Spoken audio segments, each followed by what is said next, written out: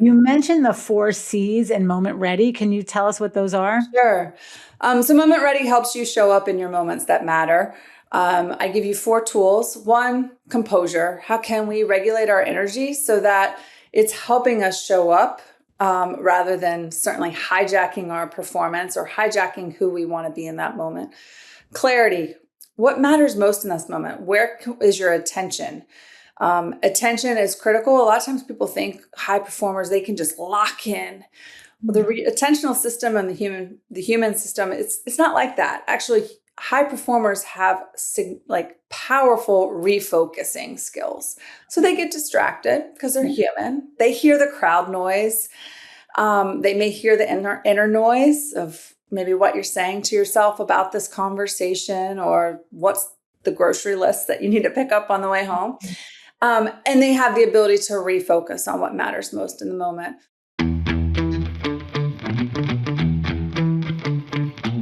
Hello, beautiful people, high achievers, conscious leaders, and light keepers. It's Michele Phillips with this week's episode of Write Your Outcome. Today, we have Dr. Amy Athey. Am I saying it right? You are. You nailed it. Dr. Amy Athey, and we have so many synergies. I can't wait to get into this conversation. So welcome, Dr. Amy. Thank you so much. I am very much looking forward to our conversation. Yeah, same here.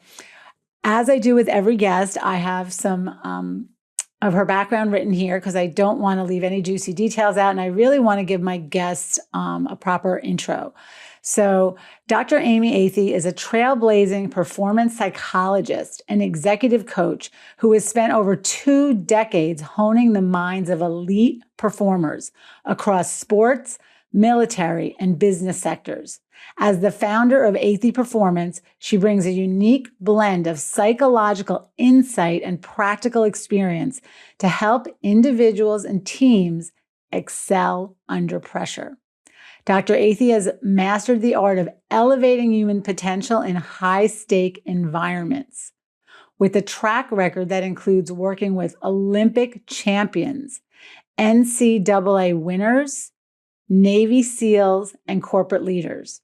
Her innovative approach integrates mental resilience, wellness foundations, and human performance science, making her a sought-after expert for organizations aiming to cultivate leadership excellence and team cohesion.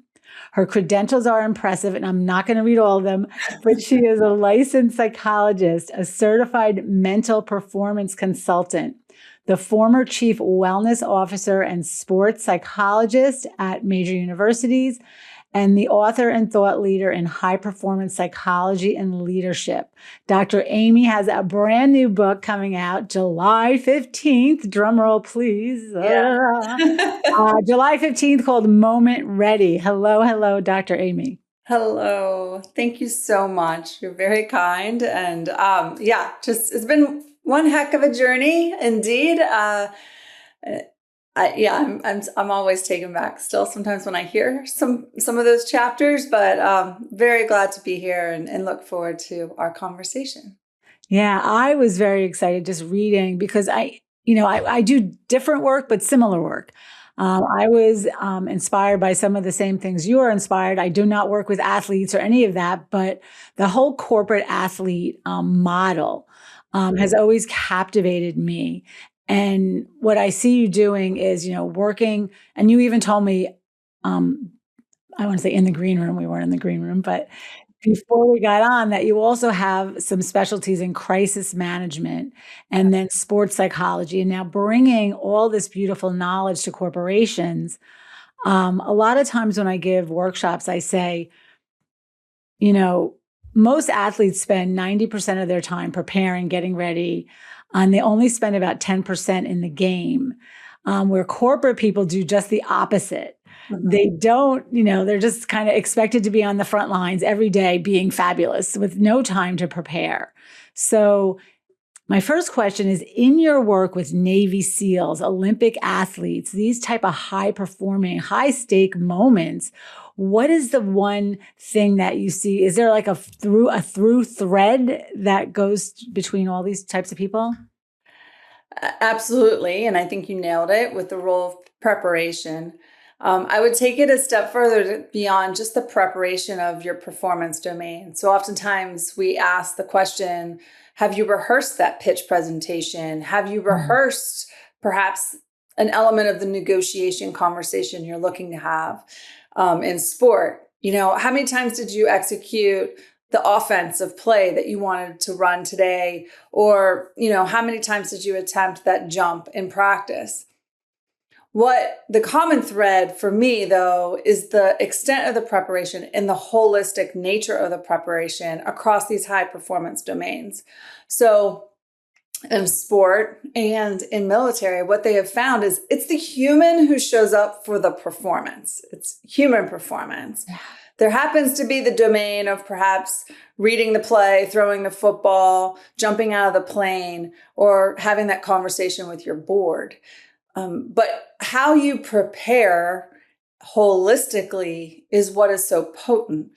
So in sport and military, a holistic high performance model has become the gold standard of that preparation, both to not only help that performer show up in that one moment that matters, but what made Michael Jordan was that he didn't have just one amazing game. He had one hell of a run and sustained that high performance over the years. The data backed this approach up, right? That's why we see the benefit of the investment of the whole human and supporting that whole human. After you've invested the amount that our country has in the training and development of some elite operators, another 6 months, another re-up matters, right? And being able to maintain that contribution and that value of that investment. So the reps matter. And then also I would look to consider how, regardless of the performance domain, you understand the load that you're carrying, how you're able to anchor that to what matters for you, your purpose or your values, how you're able to reflect and adapt, right? This is not just a static moment. This is an ongoing process. And then how you're able to renew. And the renewing could come from the number one performance enhancer of sleep. It could come from connection. It could come from hydration, supplementation, refueling, active recovery strategies. So it is a holistic approach. It's not just down to one thing you're rehearsing. And but let me stop you because you said so much, and we could probably take a chapter on all these. You said so many fabulous things. But even when you say it's become the gold standard, this model, can you even just give us a really fast or quick overview? What is the model? What's included in the model? So at Athey Performance, we've adapted it for private industry. Okay. The key chair at any seat of the high performance table, that person is the performance domain expert themselves. Okay. So that may be your executive leader. That may be the head football coach. That may be cadre in military. But I'll start there with the performance domain expert. Beyond that, we're in support of the whole human. So we have performance dietitians, not because we're calorie counting or trying to drop weight, but because we're really concerned with how we can support the energy demands of that performer. So at Athey Performance, we use a lot with biomarkers, and our performance dietitians coach executives around hydration, fueling, supplementation strategies to support the energy need. Also at that table is the physical coach. In sport, that's your strength and conditioning coach. They also have them in the military. Athey Performance, we have a physical coach who can help with activity planning, workouts, and recovery. And they look different based on the performance. How we train sprinters is not the same as we train distance runners, right? How we support executives with executive workouts also differ. Travel demands, right? Availability of equipment, but nonetheless, that activity and recovery workouts matter. Other key elements at that table sometimes is performance domain specific. So you may see, for example, in sport, you may have a development personnel, right? Helping somebody transition out after sport or after graduation. For us, our unique aspect for Athey Performance is executive presence coach. many of our executives we work with, there's a very niche, there's especially needed because they're very external facing. So how can we support them in that very specific need? But the foundations are there, from sleep, active recovery, performance nutrition, physical recovery and work and activity, leadership connections, the interpersonal, the mental side. I didn't mention myself at the table, but yes, the psychology part is at the table. And then certainly the performance domain specific need. Oh my gosh. Okay. So you gave me a clear picture of this, and I like, because you hear it, but then I just wanted to make sure we broke it down. Yeah. It's, dealing with the whole person. And, again, as I said earlier, many people are expected to just show up, be fabulous, and they're not sleeping, they're not eating right, they haven't moved their body, and, and they're, God knows what's going on in the back of their brain. So, and then they wonder why, things aren't tracking. So what I'm hearing you say is, by having someone one-on-one working, is it one-on-one or is it workshops? We do. We do training workshops. When we do the holistic high performance coaching, that executive leader works one-on-one with high performance coach such as myself. They also have coaching availability from the performance dietitian and the physical coach. So yes. Yeah, and and I'm going to share, because I think we shared a little beforehand. Many, many years ago, oh my gosh, I read that book, The Power of Full Engagement, and it really sparked something in me. I want to say Jim Lohr, is that how you say his name? Yeah. And Tony Schwartz. And it was really about what you're talking about. And they had this institute in Florida. So me being me, I signed myself up. Yeah. I'm going, and it was called the Corporate Athlete, which, this is so needed. I love this is becoming, that you're doing this, right? That it's spreading, this is becoming normal, because I did that so many years ago, but I don't know many people that even know what that was. So I rolled up to this place in Florida, and I walked in the door, and they immediately took my blood, and then they put me in a fat pod. And then, you went to the classroom, and we were dealing with our mental, physical, spiritual, emotional health. And I remember being at the table with these two big guys from Aramac, they were from Texas. They were as wide as they were tall. And they probably were football players, but they were, a lot older at this point, and they were probably not very healthy. And the next day in class, we all got our numbers delivered. What are your triglycerides? What's your cholesterol level? And it was very whoa. This is something you don't see people doing in corporate, but what I love is that's what I'm hearing. That's exactly what you're doing. Is that true? Absolutely. Yeah. And I think it's also helpful to remind kind of what is the goal, is to help optimize the likelihood that you're going to be able to show up as your best self. Yeah. Oftentimes, especially in Western medicine, when you go to your PCP and you do your general lab work each year, you get the report back, and unless it's in the clinical red zone, it's not flagged. But just because you aren't in a dysfunctional zone does not mean optimization. And I give you an example. So vitamin D, I've lived all over the country, and certainly have noticed, for me, the impact of different regions on my vitamin D level. There have been times where I've had to change my supplementation significantly. For example, I lived in Oregon. I also lived in Arizona. Very different climates, right? But nonetheless, the consultation and coaching was around, what do I need to be optimized? Because I don't want to wait until it's in the red zone, then be trying to trek my way out of it and get better, right? The whole point is, let's not get there in the first place. And so we do, our performance team, we do look at that biometric data. Cortisol is another one, for example, having a better understanding of the impact of the loads that we carry, not just the cognitive load or the emotional load at work, but we don't just walk out of work and then drop that, right? Then we walk home and somebody forgot their book bag at school, or the dog got out, or something else is going on, or that horrible call of a family's diagnosis, right? All of that we carry.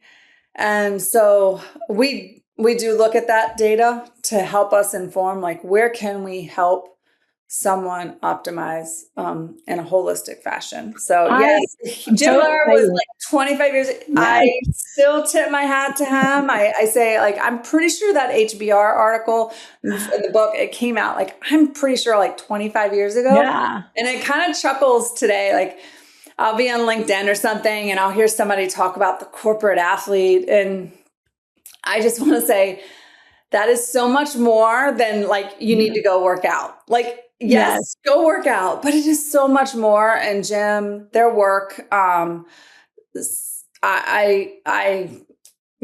tip my hat to them all the time because I'm getting so excited talking to you. Like, I feel like everyone needs someone like you in their life. And because even going there, I remember they brought us to the gym and they got our heart rate up and then they, tested how fast it went down. And we were doing all this stuff that I don't know any executive doing this stuff really. Right. So do individuals hire you? Do corporations hire you? I want to hire you. I love this whole conversation. So tell me who your ideal client is. Most commonly, we are B2B. So we are working directly with businesses and organizations who have identified a leadership need, a support need. And it could be one executive from that company. I have other companies. There's several that are working with Athey Performance. And then, yes, we do have individuals who find us and are looking for that support too. And so pursue that independent of their organization. Yeah, it's so interesting because we are, and life it teeters, right? I always say, what chapter are you in? Are you single? Are you married? Do you just have children? Are you, an empty nester? So when you talk about load, to me, every chapter has different loads. Like some people say, I'm in this child, all I do is take care of my kids. Right. But then sometimes they're not taking care of themselves or, just kind of taking everyone listening right now. I'd love you just to take a check-in with yourself I love what Dr. Amy's saying about don't wait till you're kind of in the red. And the other thing I hear her saying, which I love, is don't just pop the pill either, right? There's things you could do with moving your body. There's things you could do with nutrition. I am not an expert on any of these things. I just know that there's ways before, we're so quick to wait till it gets in the red and then take the prescription. And I love my drug company clients. I'm not bashing you. I love my pharmaceuticals when needed, but not always needed. So, can you give us so let's pretend I just my company hired you and I'm just meeting you for the first time. I want to give the listeners a flavor for what I would experience. So where would we start? What would we do? Can you kind of walk me through So if I was working with you individually, one thing popped in my mind and go for it. This exercise and I will, but I also want to just normalize, I mentioned that gold standard of that human performance team. One time this was in the sport environment. I was talking to a lead athletic trainer and I said, imagine this. Imagine if that athlete, the relationships were healthy, strong, connected, and stable. Imagine if they were hydrated consistently. Imagine if they fueled with what they needed 85% of the time, right? They're college students. They're going to have a rager on a Friday. Yeah. Let's be real, right? 85% of the time, though, they ate what their body needed to execute consistently. And we went down the list, did the recovery practices 85% of the time, not even knocking it out of the park, but just covered the fundamentals 80% of the time. What would that athlete be like on Saturday? Right? But oftentimes we think one or two things. There's this quick hack, this flashy new gadget that we can wear on our wrist or our finger or on our phone, this flashy new supplementation strategy. Or we think, holy cow, what Amy's talking about is so much. Like you said, there's some really full moments in our life. I'm a mom. I have 2 kids. I will soon be an empty nester. But I remember those days, those 80-hour weeks, being a single mom of 2 kids. And the idea that I was gonna do what? I'm gonna do all of this. So I will say this. One, it does not have to be We don't have to go like to the max on nutrition, sleep, fueling the mental side, the emotional side. Can we pull it back? Can we do just enough, like 80%, right? And can we do small, simple habits that are easy to adapt and make subtle shifts that in the long run have accumulated to really significant change on our being and our relationships and how we show up and feel fulfilled. So I just wanted to premise that, like, sometimes when I start talking about this, people are like, yeah, that sounds great. I'm not going for the medal stand. I'm not jumping out of a plane. I'm just trying to get through this quarter and raise 2 kids. I want to take a moment to go over all the ways we can connect and work together, because there are so many. Definitely social media. You could subscribe to my newsletter by going to energizeyourhappiness.com, clicking on the key performance logo in the upper left-hand corner, which will prompt you to add your email. And when you do that, you will receive for free my 5 super habits that energize your result.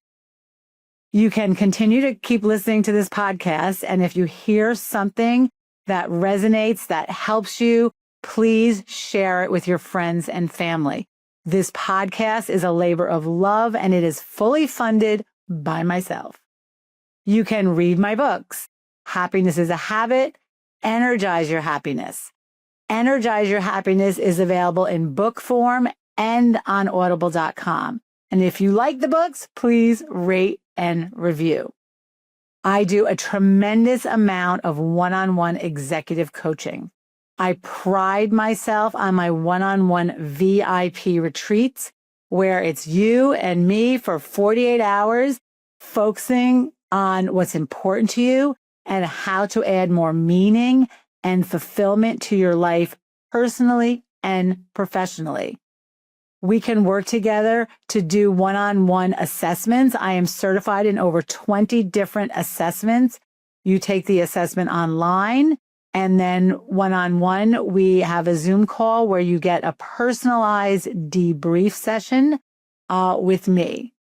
I also have a self-guided online video program based on my first book, Happiness is a Habit.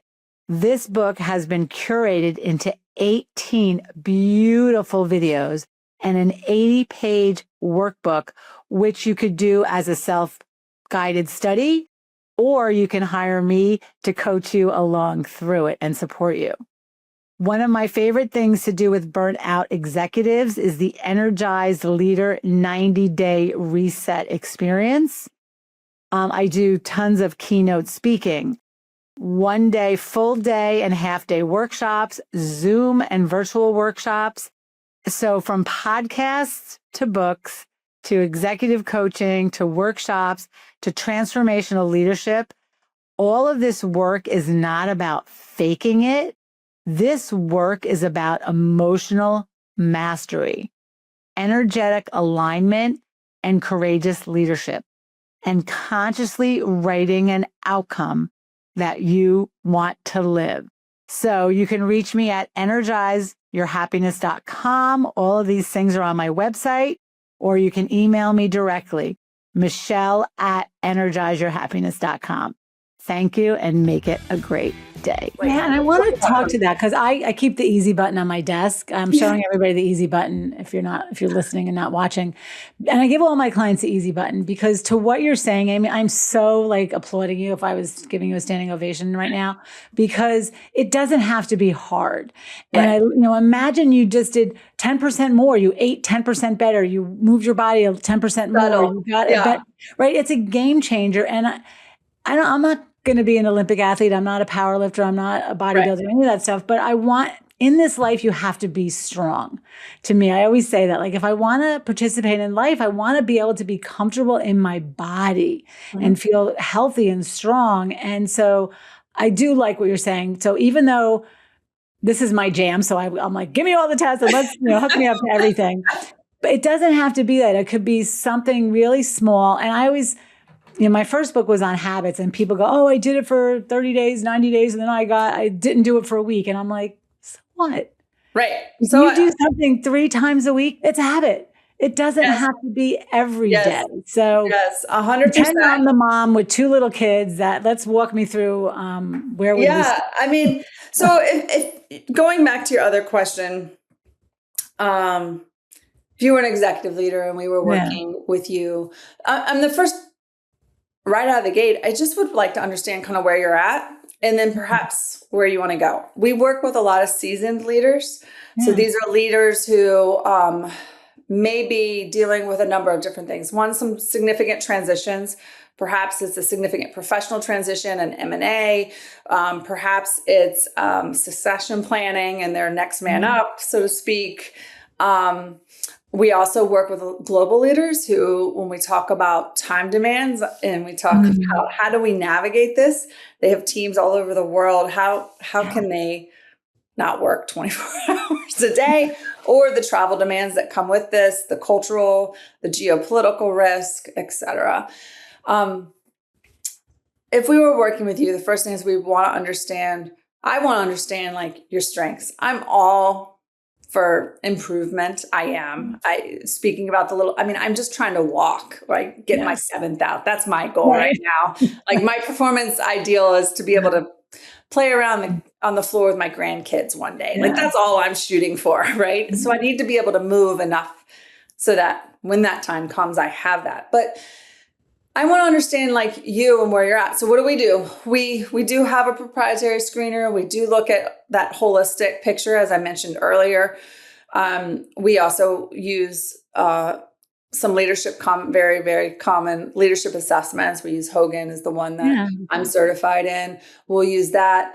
And then we personalize the high performance coaching plan. There are some, as I mentioned, executives who are very outward facing. They've got a town hall, several engagements. We have an executive coach that may be a more intense engagement.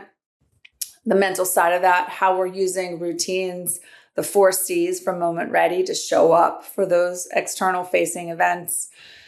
The physical coach, again, depends on your needs. At a bare minimum, though, we have an app that our coaches interact with you with, focusing on recovery, focusing on physical activity, and also considering your schedule. Are you away? Are you home? What recovery modalities you might need. And then same with those fueling, hydration, and supplementation strategies from our performance dietitian. It can feel like a lot, I think, when I describe this. So that what I will say to you is after we would meet with you, the first time each one of those subject matter experts meet with you, they come back internally to Athey Performance and we have our team huddle. And during that time, we just want to all be on board with how are we supporting you and what are we asking? What are we throwing at you? Because if it's the kitchen sink, we know none of it's going to stick. So we work together so that we are pacing before we are leading, and then continue on. Minimum amount of time would be 6 months. As you know, you mentioned habits. Life happens. It takes time to make some of these shifts, and we want to make sure we're able to adapt with you during that period. I love it because I think too, the accountability you provide when you're showing someone, like when you're asking me where am I and how much do I travel, and now you know what my life looks like, and if I'm on a plane X amount of times and I'm not sleeping, and then having you as an accountability partner, I'm envisioning that I start oh my gosh, those nights I get 7 hours of sleep, I do way better the next day than the nights I only get 4 hours of sleep. Right. And you start to make the connection that it doesn't have to be difficult. You mentioned the 4 C's in Moment Ready. Can you tell us what those are? Sure. So Moment Ready helps you show up in your moments that matter. I give you 4 tools. 1, composure. How can we regulate our energy so that it's helping us show up rather than certainly hijacking our performance or hijacking who we want to be in that moment? Clarity. What matters most in this moment? Where is your attention? Attention is critical. A lot of times people think high performers, they can just lock in. Well, the attentional system and the human system, it's not like that. Actually, high performers have powerful refocusing skills. So they get distracted because they're human. They hear the crowd noise. They may hear the inner noise of maybe what you're saying to yourself about this conversation, or what's the grocery list that you need to pick up on the way home. And they have the ability to refocus on what matters most in the moment. The third is connect, how we connect with, of course, others and those on our team and in our life, but also our purpose. And I think we talked earlier about the higher power, however you identify that for you. And then the fourth is courageous action. A lot of athletes, operators, or executives along the years have asked me, like, gosh, my confidence is so shaky. I'm just doubting myself. And I remind people that confidence is incredibly temperamental. Ask any Major League Baseball player. They are coming in on a hot streak and they take one high fastball that jams them. And all of a sudden, self-doubt jumps in and they're reworking mechanics and they're watching video. The reality is oftentimes we are called to show up in moments that matter, that may not be scheduled. And certainly we may not feel as prepared or ready for. And the key performance skill, if you will, the tool there is courage. And how can we lean in and go for it anyway? And there's a whole host of reasons why we might doubt ourselves in that moment, but finding ways and giving people tools to tap that courage, ask the question that nobody in the room wants to ask, professionally, respectfully, tactfully, share feedback that we know is so valuable, but people may be hesitant to say. All of those skills, I think, really can be enhanced with courage. So those are the 4 C's: composure, clarity, connect, and courageous action. And then Moment Ready also has a great section on how we can rely on the fundamentals to sustain that over time, because we know life is a series of moments. I mean, even in today, right? How many conversations have you had, planned or unplanned, ways that you've been called to show up? And so we want to help people sustain that over time, because there's no amount of deep breathing exercises I can help share with somebody who's chronically sleep deprived and completely sympathetically driven, right? So it is that whole package that, again, matters, the tools and the fundamentals. Yeah. So what I'm hearing too, and I like how you said confidence is temperamental. And if anyone listening thinks about like a moment you were like, I call it a high five, hell yeah moment. And then you have that moment where you're like, oh my gosh, I shouldn't have done what I'm doing. that. I wish I thought of this when I left that room or whatever. So I like to use what I'm hearing you say, I kind of say fail confidently. And you had a great post today about the World Cup. And it's all, I look at athletes, actual real sports athletes, and they, what is the saying? Like the guy with the most home runs also has the most strikeouts. Yeah. But it's, and that last C of courage, it's willing to like put yourself out there again and again and again, so that the wins kind of overshadow the losses, but you're still going to have those losses. And I watched that. God, it was the Swiss game, the Swiss match. Who were they playing the other night? And it came down to kicks at the end, right? The penalty kick. Yes, and it's like when you're in that moment, and like and you miss that kick, and it's like, oh my gosh! But to know that you made it that far and you gave it your all, then not to the skill to me, and tell me if I'm assuming the psychology part of you, not to ruminate, not to let that missed kick stay in your brain. I think you talked about that in the clip today about just processing that fail over and over. So can you talk to that? Because I think a lot of I think first to remember that whenever something doesn't go our way, we're going to have a reaction. That's just how we're wired. We feel, and then we think. And so the first thing is like, how can you ground yourself so that emotional energy doesn't hijack the analytical part, the higher order thinking part of our brain. That's when that happens, that hijack happens, typically in situations where you hit that text message and then like after it's sent, you're like, oh, I wish I could take that back. Or the words actually come out of your mouth and you're like, yeah, I could have shared that differently.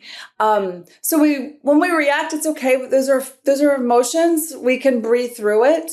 And give us a little bit of a pause to allow the frontal lobe to kick back in. And so that's our opportunity to refocus. when we refocus, we have that opportunity to reflect. We can think about maybe what's something we would do differently next time. Maybe what's something we want to keep doing, because odds are it wasn't all for naught. Right. But just like when we have the reaction that can be overwhelming and intense, people can get caught in that refocusing. And that's where it turns to the double-edged sword of the rumination, where if you've ever had a friend who comes over and you're replaying the same conversation, there's memes all over about, I've given advice more than one time on this. I don't know what else you want from me, right? They're stuck. Another common theme is the analysis paralysis, right? Like they're kind of stuck there. At some point, though, we have to move forward with directed action, and we have to get ready for our next moment. And so what do we take from all that passion? Yes, there may have been disappointment. What do we take from the lessons learned? Perhaps something that we're iterating and we're going to show up differently next time. And we're ready to go and to step into that moment. So, yeah, it happens. We get knocked around. That's the reality. In the book. So how do you help someone that, like what I'm hearing you say is it's that self-reflection, it's that self-awareness, it's that, we fall down and we learn from it. But do you think there's some people that just don't learn from it? They keep going in that same loop. It's like, they always have a bad boss. They always. Yeah. I mean, yeah. That under stress, we do tend to fall back to what is most rehearsed. So when you think, say, you think somebody's interpersonal style, it's highly conflictual. Right? Like, I think I remember the story. I was wrapping up I was in graduate school and I had a roommate, and it was time for me to move out. It was time. I was ready to get my own place. I'm in my 20, out of undergrad, certainly maybe mid-20s, ready. And that was a significant loss for her that I probably didn't at that time fully understand. Nonetheless, to the news of me moving out, I kind of took on. It was very aggressive, and it bubbled up into like what I call later dumb conflicts, but they were very intense conflicts. And a friend looked at me at that time and just said, like, that's how she knows to deal with this situation. And so it was something that had been rehearsed, right? It was, at some point, my guess is it likely worked for her in some way, right? She demanded somebody to do what she wanted. Yeah. I mean, a lot of times problems were once solutions, right? But then now in these new relationships, new environments, new roles, they are not. And so it does take some pause, not just reflection, but like really kind of taking a deep inventory of like, okay, what are the circumstances in which I might be triggered to go back to this rehearsed behavior? And let's break it down so that when that starts bubbling, like, we're not going to change the behavior when we're most stressed, like, right? But when it starts bubbling, when could I do something differently? So there's an awareness. There's an awareness that comes from not just the external, the situation triggering that behavior, that rehearsed behavior, but also the awareness of like our own internal. So like what we say to ourselves, how we feel, that data is so important. And then once we start becoming more aware, we can kind of see, hey, you know what? I need to go for a walk. Can you give me 10 minutes? And I'll have this conversation with you. Yeah, what I hear you saying over and over, and I want people to really get this. You said two things. Well, you said so many things, but that pause, I want anyone listening to think about a pattern in your life or a situation, that repeats itself, right? We go into these habit loops or these anger loops or whatever's showing up in your life. And I love what Dr. Amy's saying is she's saying to pause.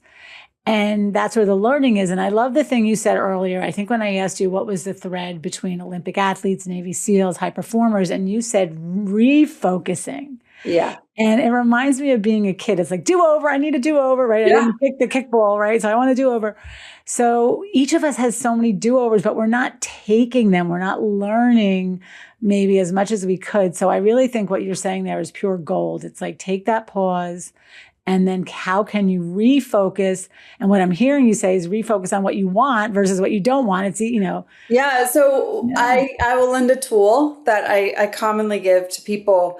It's in the book too. But when we pause and engage in reflection, I call this the balance critique. And you can ask yourself 2 questions. What's one thing I want to keep doing? So I just had this conversation with my partner. I didn't show up the way I really want to show up. Maybe I got heated. Maybe I became dismissive, guarded, whatever. What's one thing I want to keep doing? Because it's probably not all bad. Yeah. And what's one thing I want to do differently? Next time I want to be quiet more and listen. So what am I going to do to be able to do that? An immediate actionable behavior to execute that is I'm going to take 3 deep breaths before I respond. Because if I'm breathing and I'm focused here, I'm listening and I'm not calculating my response. If you ask the balance critique, what's one thing I want to keep doing? What's one thing I want to do differently? And you answer that with very specific, actionable behaviors, you now have your intention. Some people call it your action steps, your action plan for the next conversation. So if you do this you can do this on a macro level. You could do this every week. You could do this at the end of each night. It's now informed you of how you go into your next week or your next day. But you could also use the balance critique after a specific event or experience you had. Key here is non-judgmental. I didn't ask you, what were you awesome at and where did you suck? I said, what do you want to keep doing? What do you want to do differently?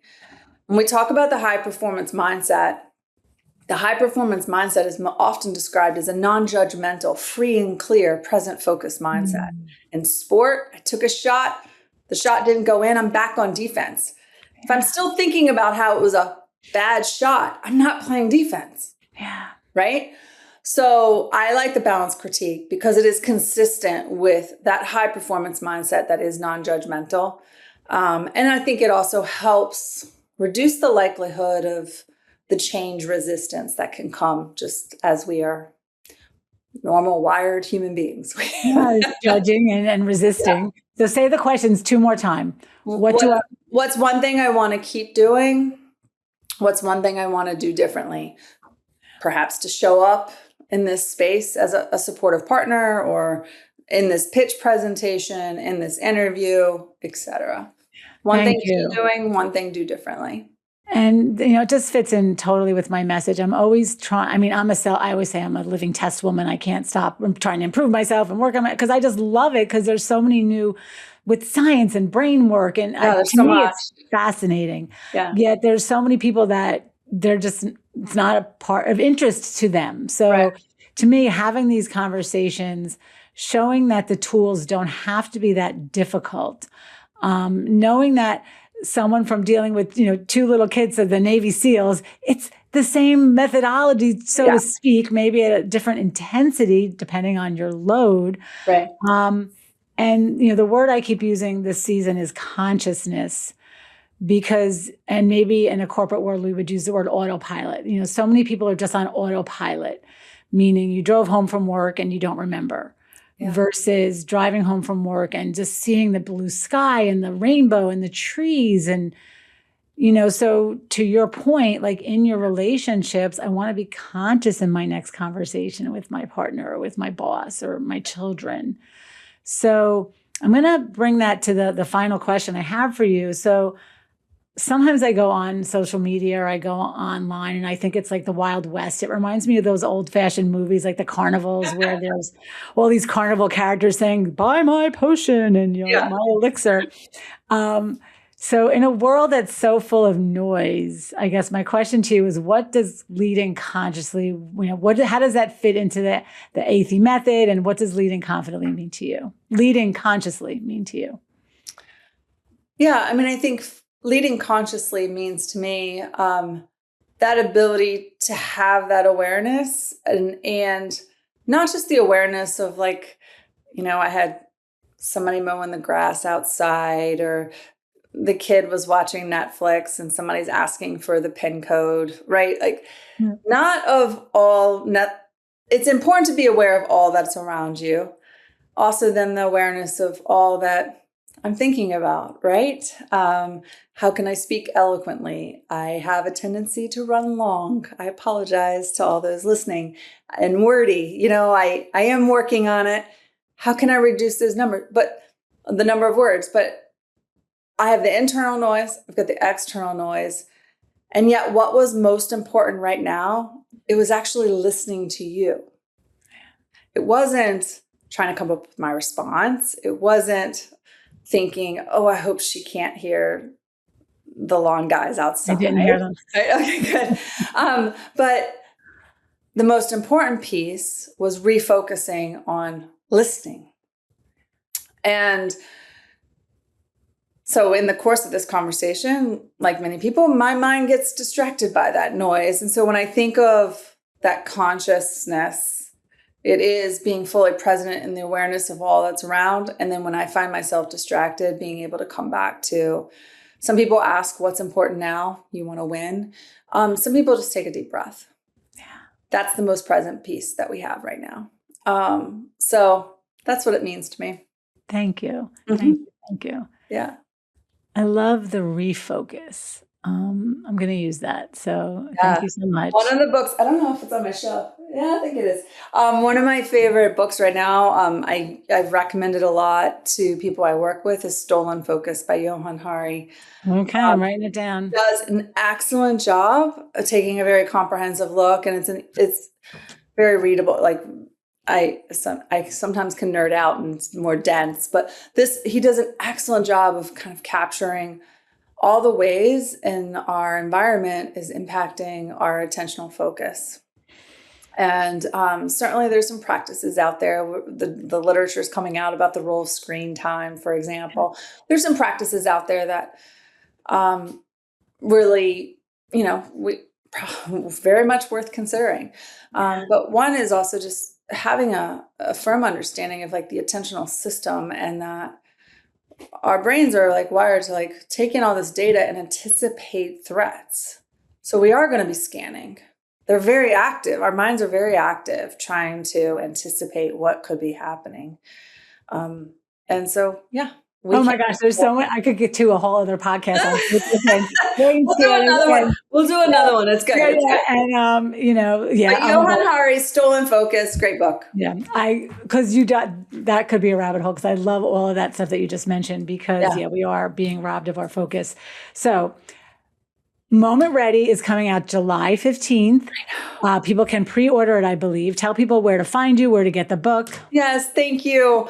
I'm very excited. Moment Ready is coming out. It's not a memoir. It's not a workbook, but this blend of sharing back on my journey and these 4C tools and the fundamentals to help show up and sustain in your moments that matter.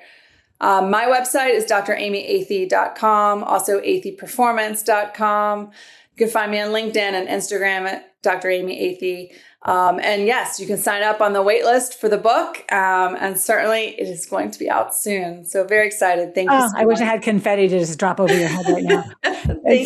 Because the book is totally a labor of love. I mean, everyone go to LinkedIn right now. Dr. Amy Athey. Everything will be in the show notes. Athey is how she spells her name. Yes. Please pre-order Moment Ready. Thank you so much for this. I'm so juiced by this conversation. I now want to have a whole other episode on focus. Times. Oh yeah, we should do it. We should totally do it. Yeah, no, I'm a nerd. I love reading, so I will be reading that book. So again, thank you, Dr. Amy. Thank you, everyone, for listening. That's Michele Phillips, and this week is a wrap for Write Your Outcome. Please remember to energize your happiness, raise your consciousness, and write an outcome that means something to you. Thank you.